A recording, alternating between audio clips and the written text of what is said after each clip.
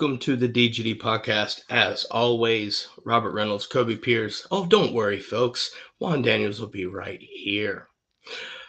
Got a lot to talk about. Obviously, if you're watching, you understand what's about to happen. Mike Bobo is back as offensive coordinator. I've heard a lot of things. I've heard even between our own fan base that don't like the hire. Some do, some don't. I've heard that the Gamecocks are going to be the SEC East favorites now. I've heard that Auburn fans are wishing for our downfall. I've heard it all. Just going to let y'all know that right now. Listen, we'll get the opinion out of the way now. I think it was a good hire, right? Check the poll. Check the poll. Let us know what you think. Was Bobo the right hire? I think so. Got to do a lot of breakdown here. A lot of statistics to prove some points here. I think will be pretty interesting for some folks to see. Other than that, though, Kobe, how are you, sir? I'm good. How are you? Doing well, man. Just had some Apatios, Oh, Yeah, speaking of Apatios, the show is brought to you, sponsored by Apatios. Right, Apatios. Excellent coffee, by the way. shameless plug. Oh, no doubt. No, shameless, 100%. Check out dgdpodcast.com/Apatios.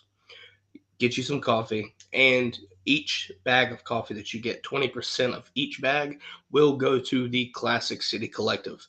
If you're not familiar, they are the official coffee and cold brew sponsor. Yeah, try to say that 3 times fast. Official coffee and cold brew partner of the Classic City Collective. Follow them on Instagram at Apatios Roastery or Twitter, Apatios Coffee. Kobe, what are your first off? Let's get, like I said, let's get the opinion out of the way. Do you like the hire for Bobo back at offensive coordinator? You know me. I'm not gonna give. I'm not gonna put an opinion quite that strong out on the internet for forever. Oh, fair enough. I have to walk a fine line sometimes with name dropping strong opinions, but I think that for what Kirby is building, for the staff he is building, for the kind of people he's looking for, he wants people that are all in on Georgia. And I think, kind of like I told you, it's one of those things that in a year from now, when we're sitting around talking about Glenn Schumann's the next head coach of insert whatever major Power Five school you want here, you're going to be looking around going, okay, your head coach is a Georgia alumni. Your head defensive coordinator is a Georgia alumni. Your offensive coordinator is a Georgia alumni. Your head coach isn't leaving for an NFL job or any other Division I coaching job. At that point, your DC will have been a man who has gone and tried to be a head coach twice and hasn't had success. He's not going anywhere anytime soon. And then you will have an OC as well, who he has tried to go elsewhere as a head coach and 2-time offensive coordinator, and he has not had success. So at some point in a world of, run to the next highest paying job, transfer in the portal, the lack of stability in college football, Georgia is going to put itself on a pedestal of we have a head coach, an offensive coordinator, and a defensive coordinator that they're going to be here the next 10 to 12 years. You're not having to wonder, oh, I committed to Steve Sarkisian at Alabama, but I played 2 years under Bill O'Brien, and now I'm a junior and I'm about to have a third offensive coordinator. You're going to have more, Mike Bobo recruited me. I committed to Mike Bobo. He coached me all 4 years. I played in the NFL, and Coach Bobo's still there when I come back. So for that part, I think it solidifies the foundation that the program's still being built on. Well, I mean, you look at it, right? Like, and I'm not knocking. All right, listen, Todd Monken helped revolutionize this program offensively. And what I mean by that is, when Bobo was here, and we'll talk about this shortly. When Bobo was here, this was the time when Mark Richt was, obviously offensive coordinator or head coaching, but defensively, we aren't the same, right?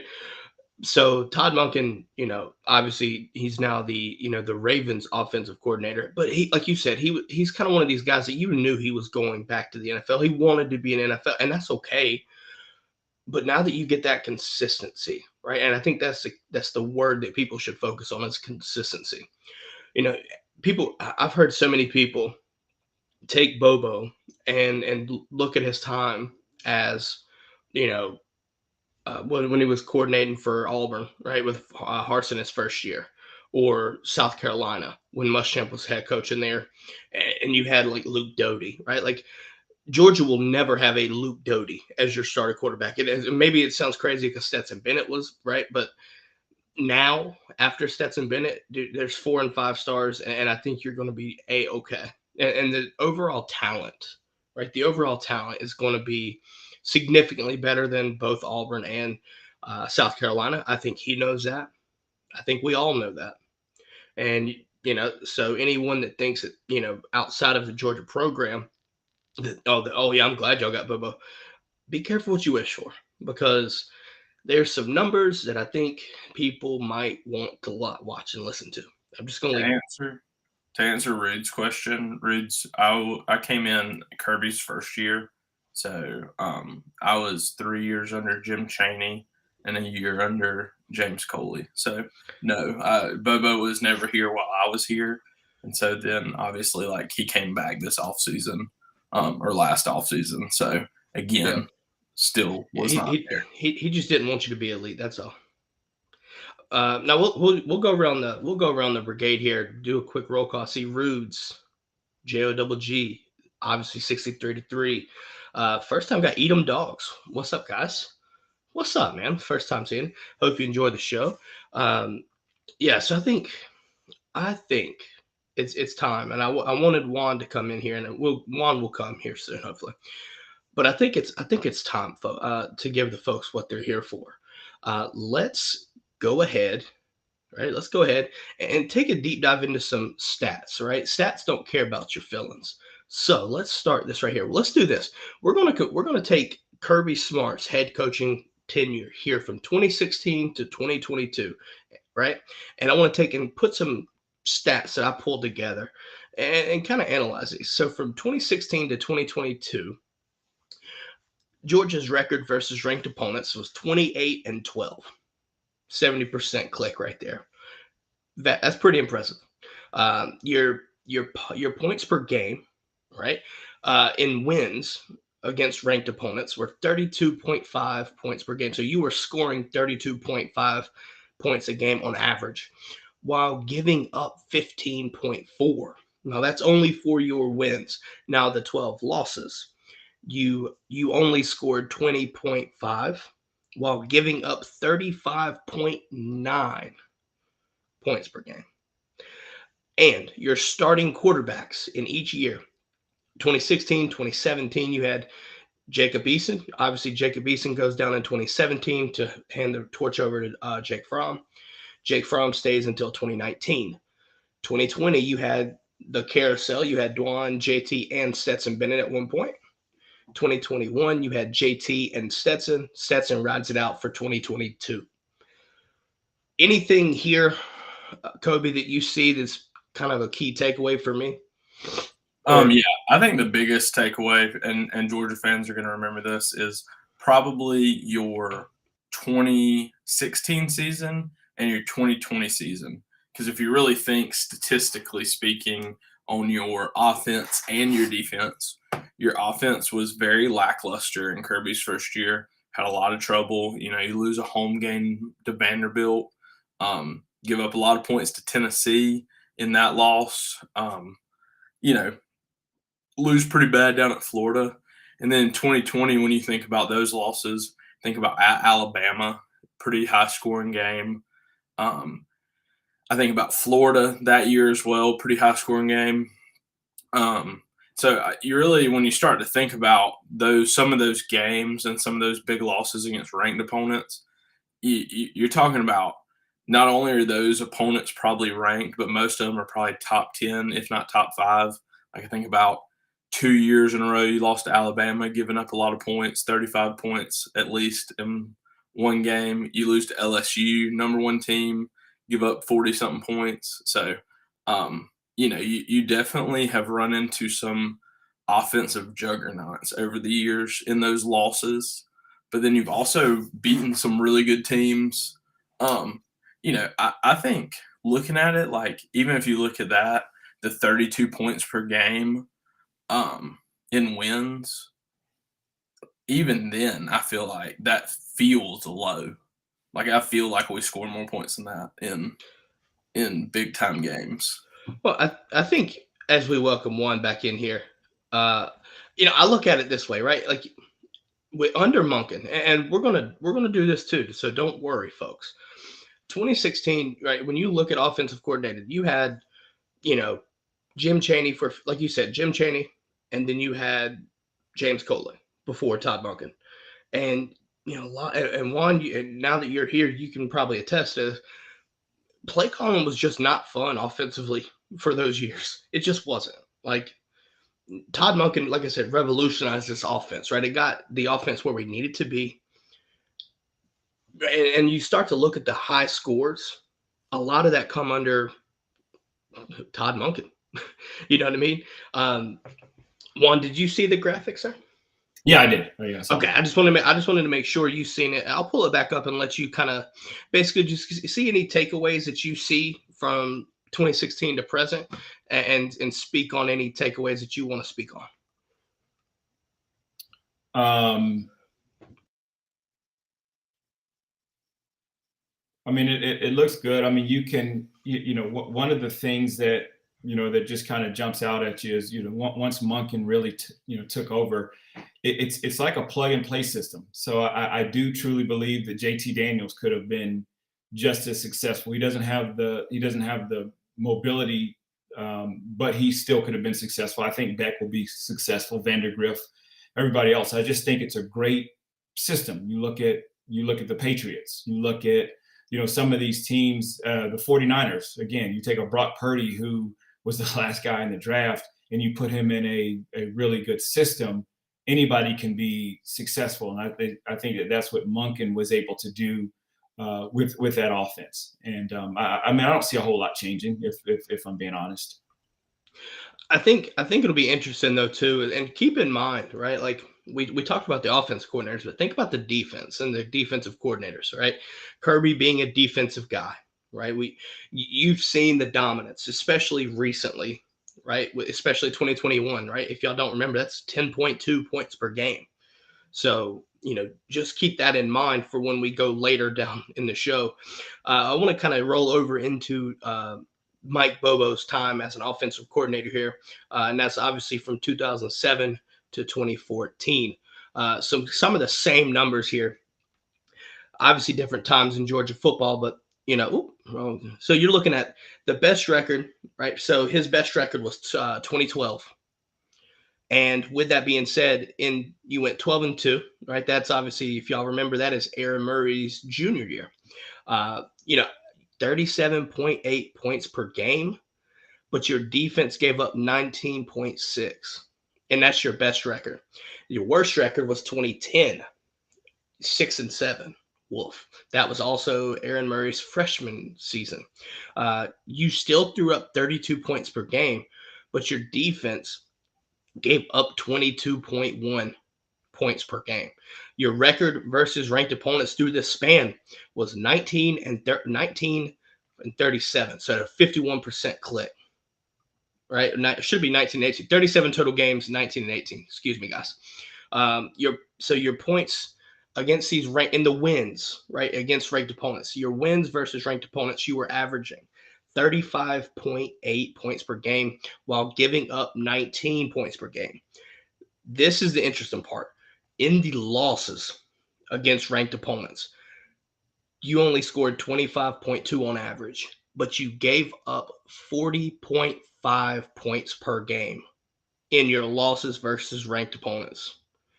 Starting quarterbacks in this time: 2007, 2008, Matt Stafford; 2009, Juan's friend Joe Cox; 2010 through 2013, Aaron Murray; and in 2014, Hudson Mason. What are some takeaways from that? I think jumps right off the page that 40.5 points per game that the opponents score on you and your ranked opponents in your losses. That's a dead giveaway. That's just alarming. to me. But what are y'all's thoughts? I mean, I think, and Juan may feel a little differently, but having been here, I think it has to do with a little bit of the disconnect from, the top down. We weren't recruiting at the level we're recruiting now. We didn't have the athletes, as many of the athletes as some people had at the time. And then we kind of had a bad run of defensive coordinators. I mean, Willie Martinez was nothing to write home about. We all know Todd Grantham is somehow bouncing around.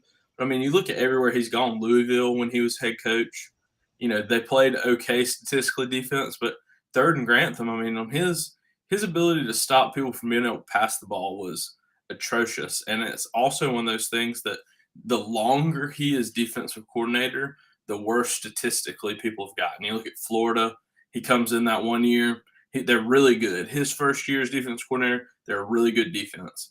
But by the time he's leaving, they can't tackle. They're taking bad angles. They're blowing coverages. They look confused on the field. And in the fourth year in a system, that just shouldn't be the thing. I went and watched 2014. I think 2014 was interesting. I watched 2013 as well. When you look at 2014, so we beat Clemson at home, right? And we beat them convincingly. I think it was 45-21. But then we played South Carolina the next week and lose 38-35. And going back and watching the 2014 game against South Carolina, what I saw, and it didn't take long for you to really pay attention to this. South Carolina took and just sustained drives and kept eating, like they ate clock and they moved the ball at will. Like when I take and look at the defense then to now, it's in night and day difference. Obviously, we, like you said, Kobe, recruiting matters here. But I saw so many wide ass open receivers just walking it down the field. Boom, yards, like within nobody within eyesight of them, right? Like when you watch the TV clip, receiver will catch it and the safety comes running in from out of the screen is how wide open they are. You don't see that now. And then obviously, like I said, you lose 38-35. But then on the first drive that Georgia has, it took 2 plays to march 75 yards or something like that. Like they scored very quickly, but it was somewhat inconsistent. But it just shows you the home run ability that Bobo had, especially when you have Todd Gurley and Nick Chubb and Sony Michel. But I want to take this over to Juan. What are some key takeaways that you saw from as Bobo's time as offensive coordinator here? I agree with Kobe. I mean, it's top down. I mean, you look at Mark Richt was ultra conservative. I mean, overly conservative. If anything, you could have called him the field goal king. I mean, he just did so much as far as kicking field goals. And my observation at the time and my thing against Bobo was the situational play calling. However, it comes from the top. So you have 3rd and 8, and you've got a Fred Gibson on the field. You also have Leonard Pope on the field who, there's one game against Auburn who he absolutely could not be stopped. And yet you decide to run the football and then you kick a field goal, you end up losing that football game. So the conservative play call, and I get it, maybe it was just because the defense was porous. However, that's a situation where you just need to be more aggressive and you're just going to have to outscore these guys and play some Big 12 football, but that's not what you had. So, you got Bobo, who's an excellent play caller, excellent offensive coordinator. However, if you're handicapped, I mean, that's just going to be the toughest part of it. And again, we had great running backs. We had great guys, like you said, guys that are just wide open and excellent things that were happening. But again, if you are playing for field goals, which, I'll make a Stanford reference here. When we had a coach that played for a lot of field goals, and unfortunately he's no longer there. And, you've got to be aggressive. You've got to be smart. And also too, you look at it, so a lot of people are like, oh, is this a great hire? Even though as great as Monken was, Kirby still had his hand in it. I mean, look at again, Stetson got ripped after that game against Ohio State, saying he was not playing within the system.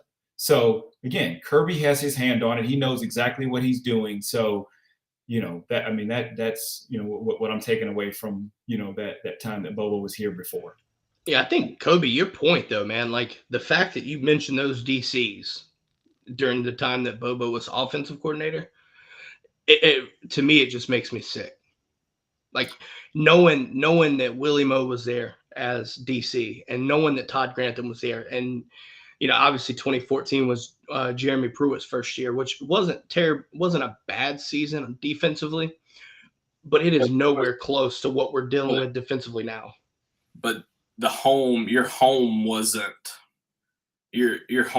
of whack by the time Pruitt showed up. He wanted to be the next head coach. He wasn't happy with the administration. He wasn't happy with the head coach. It wasn't, I hate to say, like, because it is a business that isn't family oriented, but there's still a level of like respect. And I feel like when Pruitt showed up, he had no respect for your head coach.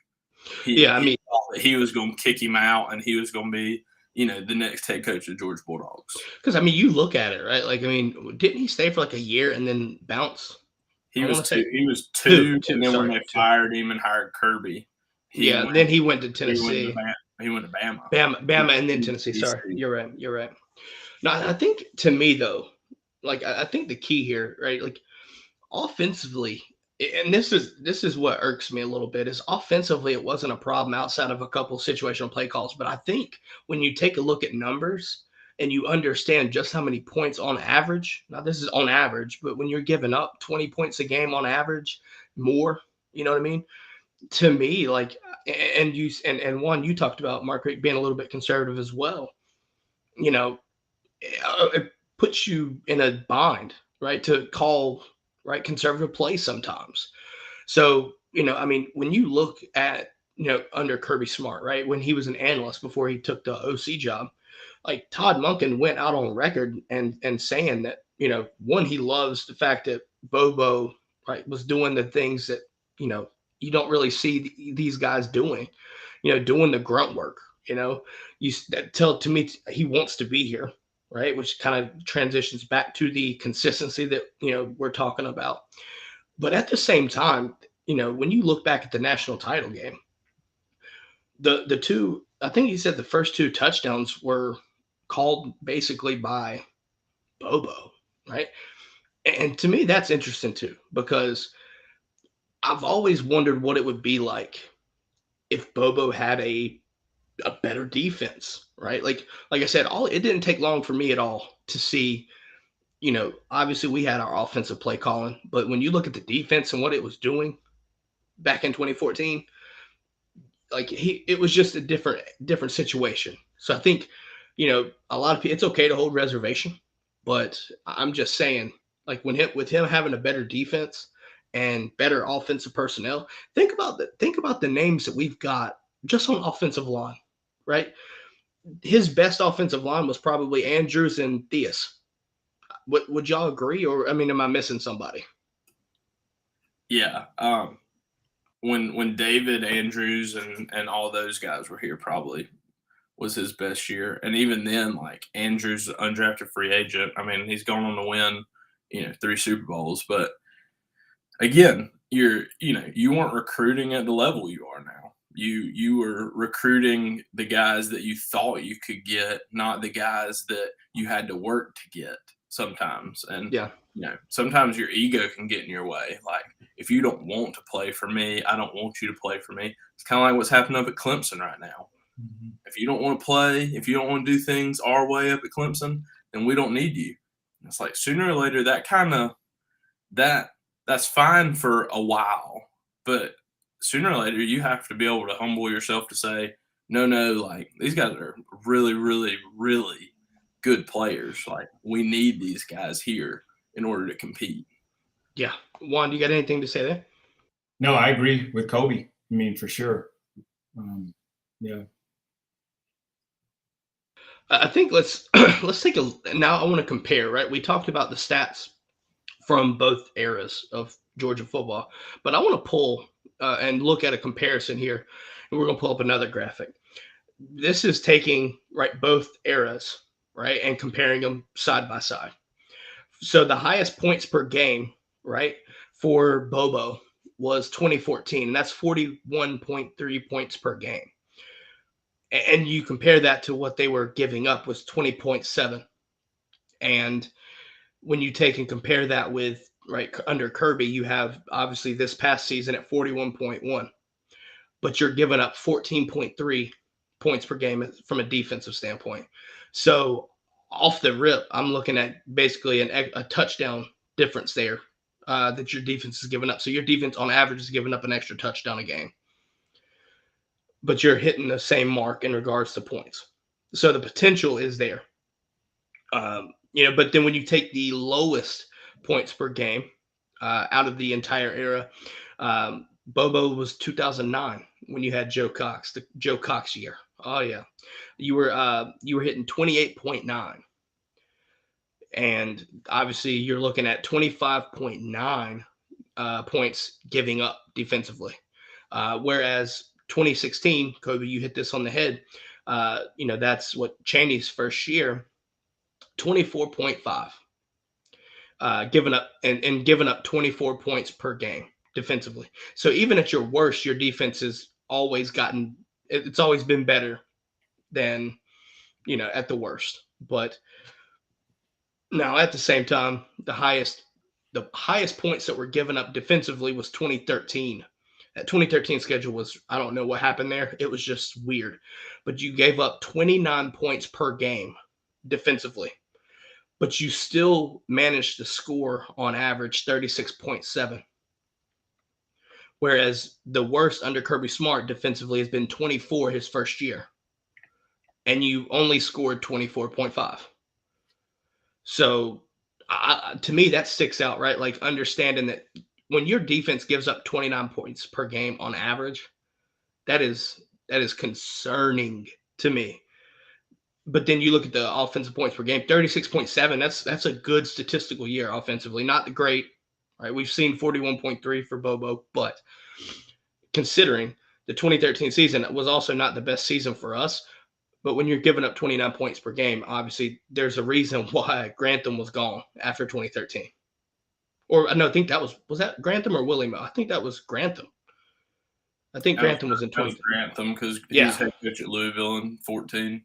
Yep. So when you take, and why Louisville took him as head coach, I don't know. But yeah, so you taking those points per game that the defense was giving up, it's drastic, right?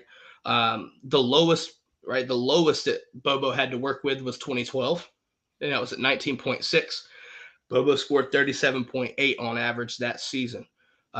Kirby Smart, his lowest obviously was 2021, like I said, 10.2, and you were working with 38.6 points per game, and that was Monken's second year. The average points per game for all years was 34.1 under Bobo. Now, obviously, keep in mind that you have 3 offensive coordinators to work with here, but 2016 to 2022 average was 30 points per game. And while Bobo was there, the defenses gave up on average 22.8. Kirby Smart's defenses have given up 16.6 on average.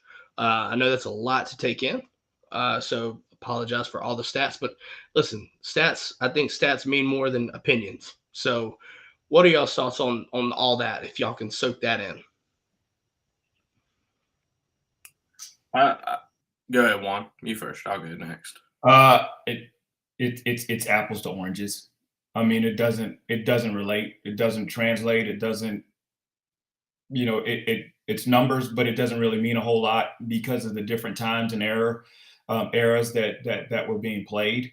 But we do know offensively that Mike Bobo has great schemes, great play calls. I mean, he utilizes his players, which was evident back then. And then how that translates now, being a year under Monken, only just adds to what Bobo was able to do before. Do I think that we can put up those same numbers or even better? Absolutely, 100%.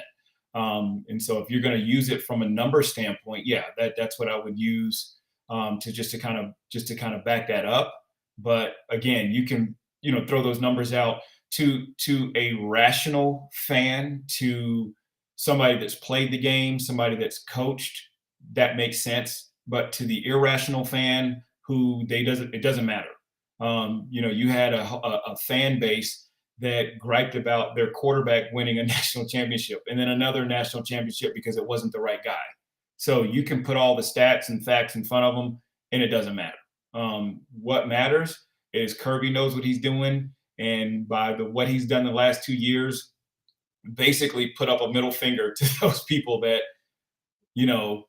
that thought something different. What you got, Kobe? You were about to say something.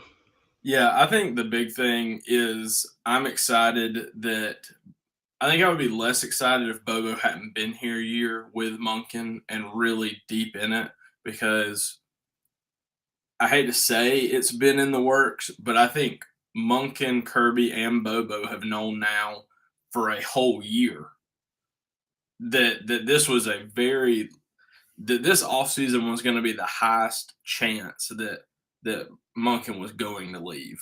So I think that from the beginning, Bobo has been doing things and Kirby has been doing things to prepare and integrate Bobo into learning this offense. Because, I mean, you got to realize this is a guy that's been a offensive coordinator here before at other schools. He has his schemes and his things and his tendencies he likes to do. Well, he's already said that they're changing no verbiage in the playbook this year. As a former player, how does that? I just want to ask, as former players, just explain it to folks that might not understand. Just how important is that? Not having to do that, especially in the midst of a coordinator change. It's huge because, right now, it just means that anything like Cedric Van Pran is coming back for a fourth year. He's learned for 3 years under Monken and his offense. He knows every call, every check, every protection. I mean, with his eyes closed almost. He can tell you what the tackle's doing, what the guard's doing, what he's doing, what the guard's doing, what the tackle's doing. And if you changed all that on him, I'm not saying he wouldn't be able to do it. Obviously, he's still plenty smart enough. You give him a whole spring, a whole summer, a whole fall camp, he's going to know. But there always becomes that time where it's whatever, we're running Paul Wright, which is power right or whatever. Well, Paul used to mean something completely different. Things like that can just be confusing. I don't know how it was for Juan out there at receiver, but that's a little bit like at O-line. Yeah, I mean, for the skill guys, it is. I mean, it's so easy to pick up the same system and learn the verbiage, the coverages, the checks, the hot routes. Everything is great. Now, obviously, too, when you're at college and you go to pro, I mean, sometimes guys have to come in a week's time. They have to study and learn all that stuff. But if it's if it's something that you've been doing for 1, 2, 3 years, especially for these young quarterbacks as well. I mean, think about it. If Vandergriff, if Gunner is, if they're going to have an opportunity to really compete and make something happen, how much easier is it for them to have the same system, the same play calls, and everything the same? My son is out there at Stanford. They have a whole new coaching staff, so he's learning a whole new playbook and learning the calls and the checks and things that the coaches know like the back of their hands, but these kids are having to to learn it and process it. Whereas, these quarterbacks, especially who are going to be running this offense, that is who it helps the most. I have a quick rabbit hole to run down. Just 2 seconds since Juan said something. Juan, I saw on I forget whose big board it was, but that Stanford's quarterback may be a first round pick. Can we get your thoughts and comments on that? Oh boy. Oh boy. No speaker English. No comprende. No comprende. I saw something about the Saints maybe taking him at 29. I was like, whew. Now, to be fair, his upside is pretty good. Our line was really, really bad. It was really, really bad. I think that we were 4th in the nation on giving up sacks. So, to say that he's bad. I mean, he played 12 games and only threw 13 touchdown passes. So that's kind of how Anthony Richardson did a little bit better than that. However, in the time you give him protection, he actually can play pretty well. So, I think that's interesting to note too. I mean, it just shows you the personnel matters, right? I mean, in all seriousness, um, I do want to do this just to appease some folks, right? So obviously, Todd Monken, apparently Juan is not elite right now. Apparently, Juan played when playbooks were on the same stone as the commandments, and there we go. Wow. Yep. There it is. There it is. You did it. There it is. There it is. Now, so I want to pull this. I want to pull this graphic up because I want to take a kind of look at Bobo's 3-year stretch. His best 3 years was actually 2012 to 2014, and obviously Todd Monken's was right. Obviously 3 years here. Listen, I'm just here to tell you folks that it's like from a points per game perspective, you might be surprised, but to anyone that thinks that we're going to have a significant fall off, I think these numbers might kind of prove some otherwise for now. I'm not saying it will or will not, but I think there's some food for thought here. So Monken's average throughout these 3 years has been 37.3. Bobo's average from 2012 to 2014 was 38.6. Now, Juan, you had talked about different ways, right, to score points. But if you're looking at numbers to appease the number crunchers here, Bobo did average 38.6. Defensively, like I said, Monken has had a defense that's given up 14.8 on average, whereas Bobo had defenses given up 23 on average. Now, this is where I think it's interesting here. Monken's record, 37-3. Now, this is including playoffs, national titles, and everything like that. Bobo went 30-10. Total offense and total defense. Under Monken, 456 yards of total offense on average. Defense gave up 295 yards on average. Bobo averaged 467 yards of total offense through the 3 years. Defense gave up 360 on average. Passing and rushing yards, I think, is another thing, right? We talk about doing it different ways. Maybe I think you might see something interesting here. Monken averaged 265.9 yards passing per game, 190.2 rushing yards on average. Bobo, 262.9 passing, 205 on the ground average. Again, I don't see a drop off too much there, guys. Most of those numbers, I just don't see a huge drop off. So, to any one of those fans, I don't really understand where you're seeing this drop off. But that's just my thought. Maybe I'm just being crazy. Juan, am I being crazy? Man, I'm so mad at Michael right now. Oh Jesus! They are killing me in the chat. Yeah, you're right. You're right, man. You're absolutely right. I think the other thing too that you could okay. The other thing that you could look at is, when you look at those stats. So from the time that Bobo was there and those offensive stats, and then of course up to last year, where Monken had all of his stats. That in between that time and up until now, Utah has just always been trash, no matter what. So that's the huge takeaway.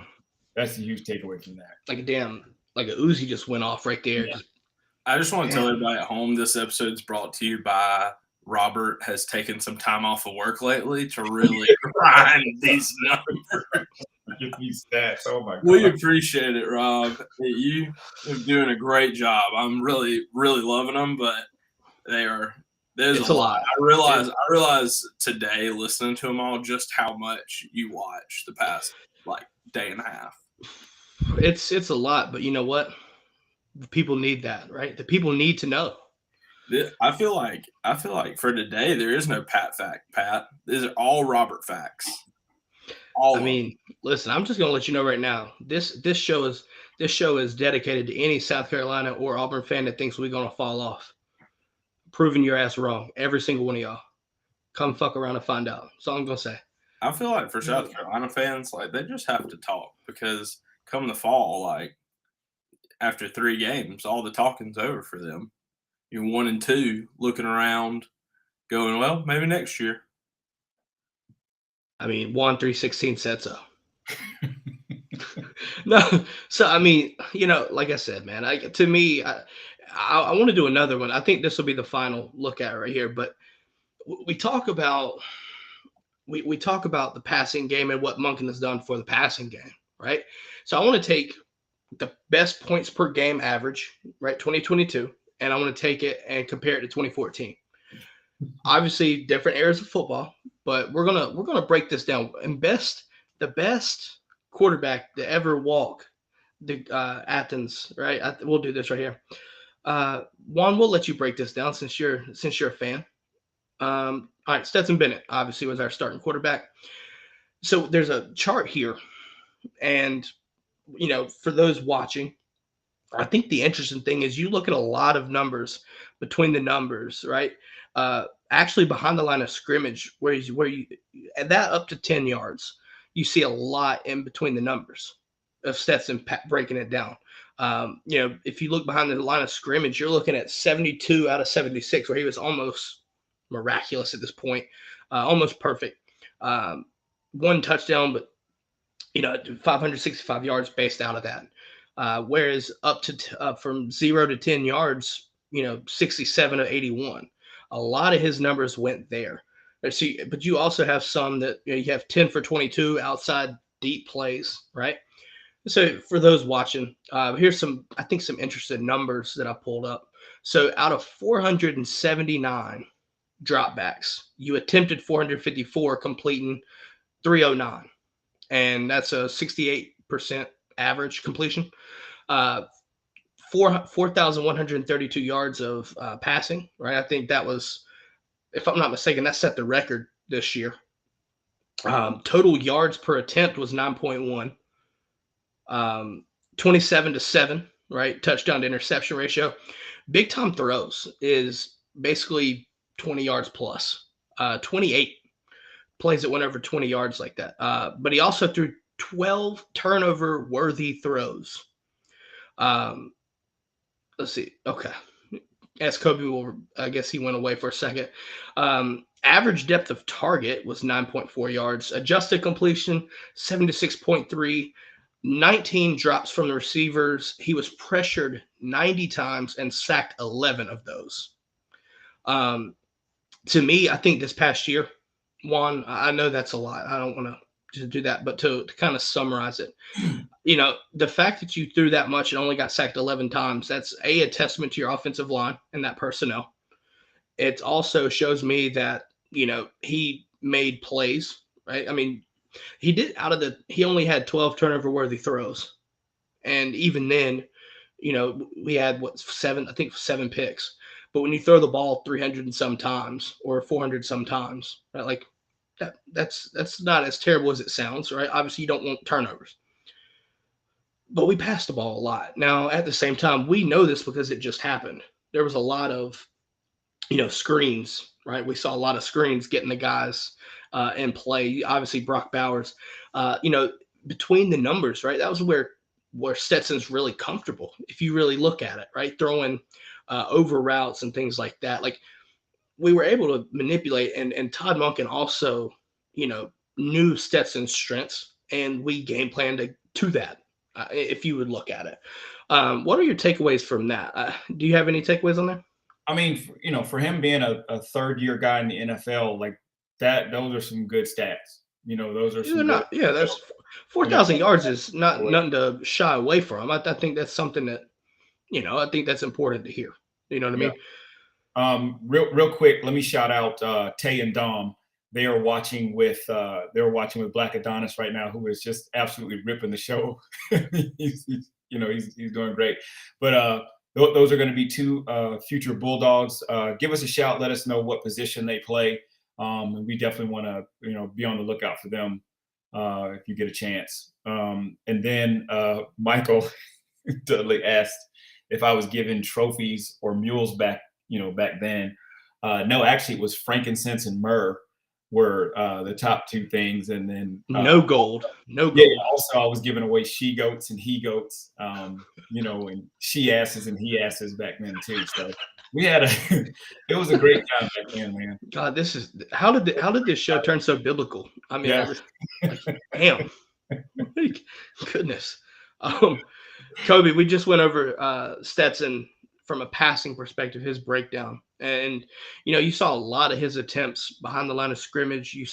Between the numbers at the line of scrimmage, you also saw up to 10 yards was the two highest volumes, but we saw a lot. 2022, excuse me, and Todd Monken did an excellent job. Making it easy for Stetson Bennett, getting the ball to the the playmakers, right? Do you have any takeaways from what you saw passing wise this season? Biggest thing I have is we are 66 days from the NFL draft, which means we're roughly 70 days from having to see Juan Daniels in a Stetson Bennett jersey after he gets drafted in the NFL draft. That's my biggest takeaway. I mean, he did what you had to do to win national championship. Was it always the prettiest? Was it always within the system? Was it always the humblest? It was fucking efficient, though. I'll tell you that. But it happened. I think that it's one of those things that, like you're going to talk about with Bobo. I mean, his big quarterback's Aaron Murray. That he had, a lot of really good stats. Are we really all talking about how great Aaron Murray was in the NFL? Not really. But what he did while he was here, I mean, there are levels to things. I mean, Michigan fans weren't talking about what Tom Brady was doing at Michigan.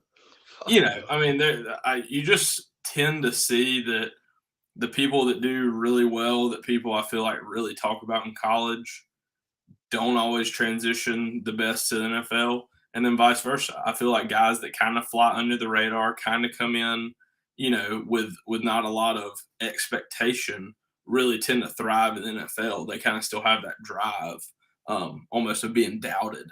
And so, Stet's kind of teetering on the end. He's on the older side. How many years could he really play? And then, sometimes I think he takes that like he's already proved everybody wrong. I think that's where some of that cockiness comes from. I think that he still is going to have a chip on his shoulder to have a chance. I think so too. I completely do. And Bobo has always seemed to be working well with quarterbacks, right? When you take a look at it, right, he coached up Green, coached up Stafford, Aaron Murray, right?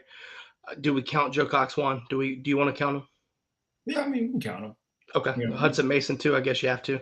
Yeah. I think though, when I was going to pull up a Hudson Mason thing, I'm not going to do that just for the sake of time on this. Yeah. Just understand it was a lot less passing yards, by the way, a lot less. But I think when you look at Mike Bobo, right? We always assume running game. Right, like running game.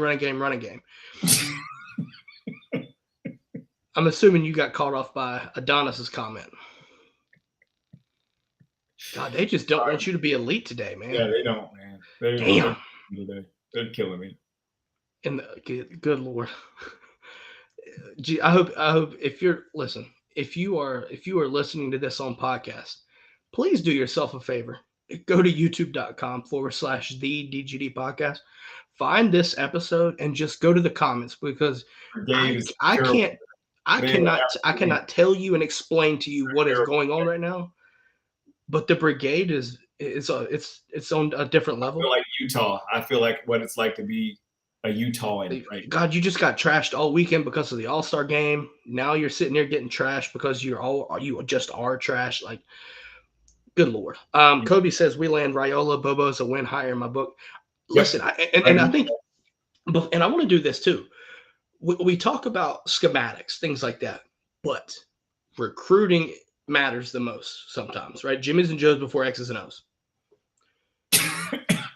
Yeah, you're right. Juan, you okay? You okay?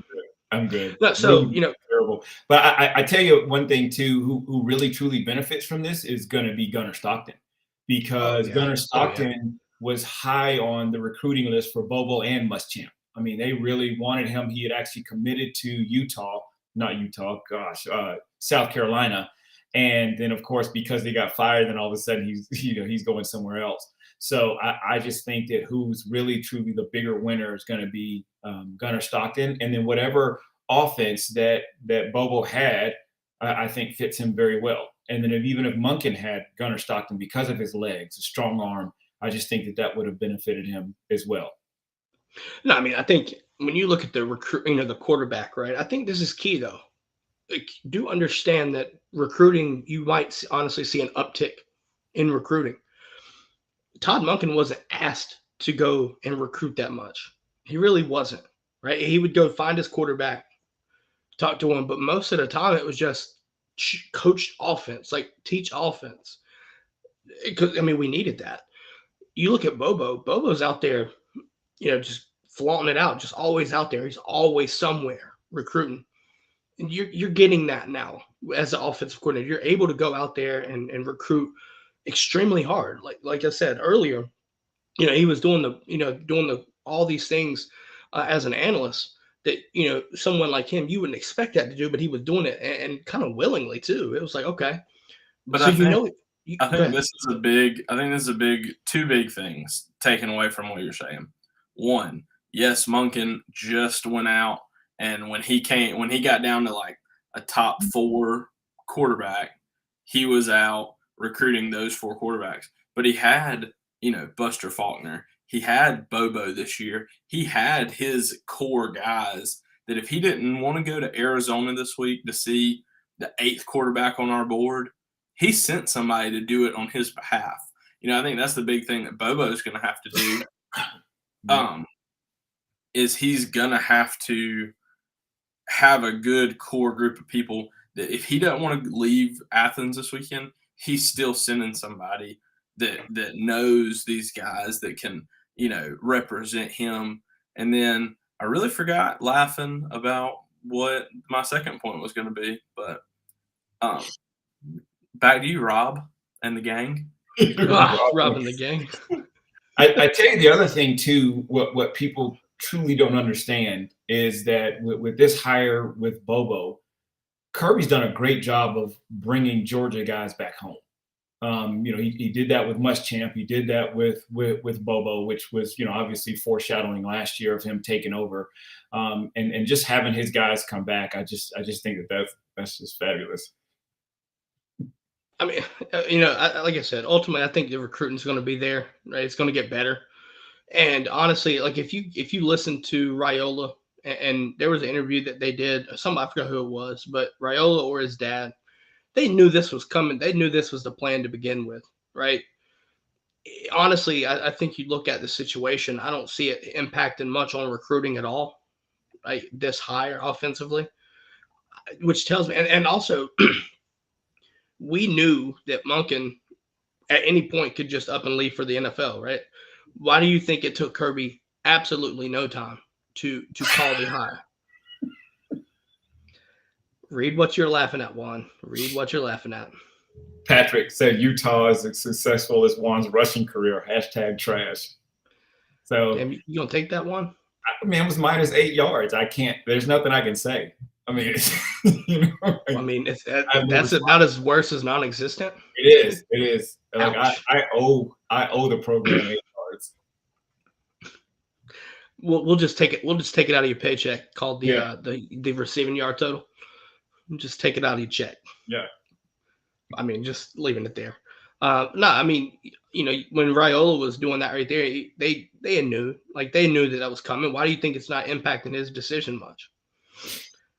Yeah. Well, they are. I mean, it's just, man, I'm just telling you, like, this is supposed to be about Bobo, and here I am just getting slaughtered. Absolutely just trash. Juan is the sacrificial lamb today. Goodness gracious. Yeah. I'm sorry, Juan. Which is fair. I mean, I'm Isaac today. No, my question to you, Juan, I do want to ask you this question since you played with him, right? When his playing time, Have you noticed any kind of things that he did as a quarterback that you've seen transfer over to his coaching career by chance? I know that might sound like a weird Well, question, but you know what? His competitiveness. I mean, he was a huge, big time competitor. He wanted to win. And his fire. I mean, Bobo's got fire, so he's very strategic. And obviously, you have to be as a quarterback. And again, that transferred, over. I mean, he's had some success, at some of the places he's gone. Colorado State, maybe not so much, but no one can win in Colorado State. No one. I mean, not even the Apostles can go out there and pull out a winning season in Jesus Christ. Colorado State. That's how bad it is out there. So The only one, they just haven't hired you as a head coach yet. That's why. no, is that what it is? Yeah, I think so. Take the annual beatdown of Utah. Go ahead and Out get there.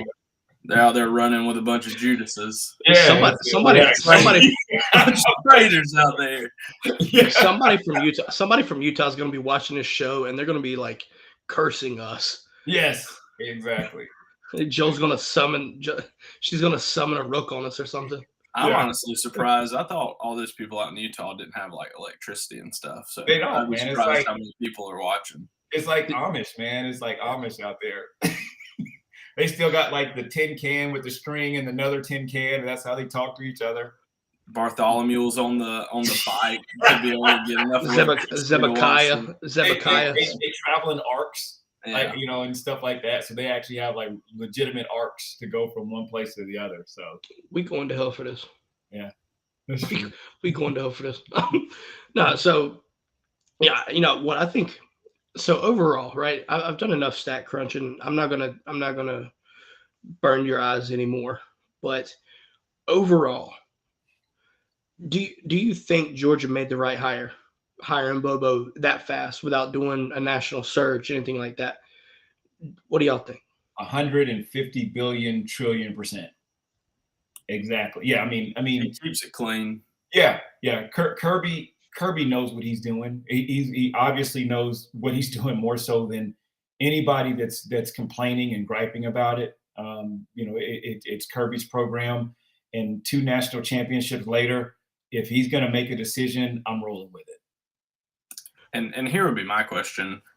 I just don't think there were that many big name offensive coordinators available. I mean, here's my thing. Name me a top 3 you would have liked to interview.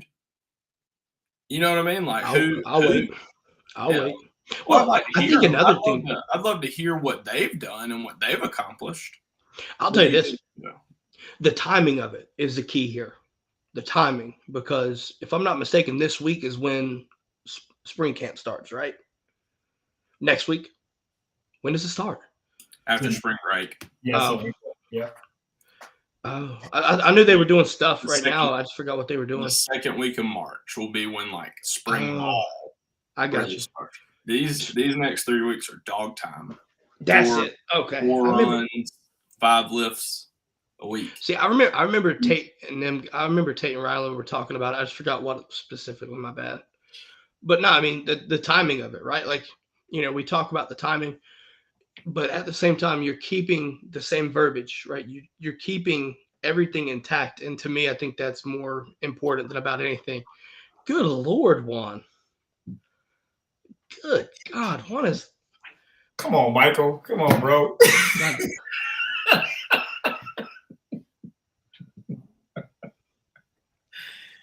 Oh man. Jesus. Man, oh man.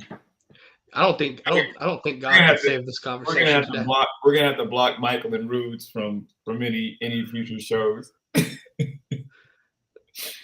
I don't know how to handle this. I don't know what to do with my hands. Yeah. But no, I mean, ultimately though, like if you're outside the fan base, listen, we just won 2 national titles. I don't give a fuck what you've got to say. You can wish for our downfall, but it still won't matter when we're beating you by 30 this year. Just gonna leave that there. But like I said, from a Georgia perspective, right? Take the instilled images and recollections of these conservative play calls, things like that. I don't think Kirby will allow him to be as conservative as he once was. I think you actually see him be able to take some shots. The defense will allow that, folks. The defense will let that happen. You're not working with a Todd Grantham ran defense. You're not working with a Willie Martinez ran defense. You are working with a defense that has the hands of Kirby Smart, Will Muschamp, right now Glenn Schumann, all together. And just think about it. I mean, think about, when people probably last year questioned Muschamp being a part of the defensive staff after you had a departure. And guess what? I mean, they were just as effective defensively, with the addition of Muschamp. So Kobe says I need to look into how much a prison jumpsuit would be to get and rent on a show. He's gonna start singing. You can call on Tyrone. It's not going to be rented. It's not. I could do one from the Cell Block C again in full. Yeah. Full orange. And then his sing. We're just gonna play this song that says "It feels so good to be back." The warden's gonna have you in shankles. Yeah. Just get clanked up, just clink, clink, clink. But no, like I said, final thoughts before we wrap this thing up, guys. Any last words? Great hire. Yeah, any commandments, Juan? Any commandments that you need to say out? No. Not Mike Bobo. Yeah. I think the biggest takeaway for me is, like we said, it was a quick hire. It's been known that it was coming probably for over a year now, and it keeps it quick, clean, in-house, keeps the verbiage in the playbook the same. Don't expect to see much offensive fall off from the Dogs this year. No. I think, you know what, though?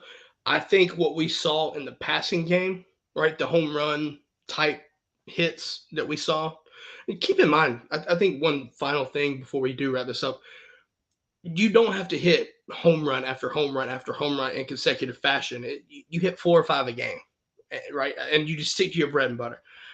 I would not be surprised to watch us see some runs that are just gone, like just nobody even close to you. Kendall or, probably, Kendall, Dejon, Brand, it don't matter. I just think that you might see a couple of those this season. We had Kenny McIntosh hit a couple long runs like that, but I think it's some of these you're like, where the fuck was the defense type thing. I think you're going to see that too. I'm not mad about it. I just want to see an under center toss sweep just once. Under center toss sweep, because it's going to bring back Gurley in my head, and I'm okay with that. Ooh, hold on. Adonis with the question of the day, I think. Best Bobo story, Juan. We'll end this with a tale of him. There's so many. Not of a lot. The fable. We'll leave it with a fable from Juan. Super clean. Not a lot of them are, but Bobo's I think it was his freshman or sophomore year. Eric Zaire got hurt, and so we get in the huddle, and we call a play, and I said, Bobo, I'm going to be running the post. I'm going to be open. Go ahead and throw it to me. And he's like, well, it just depends on. I go, I'm open. Throw it to me. And he did it.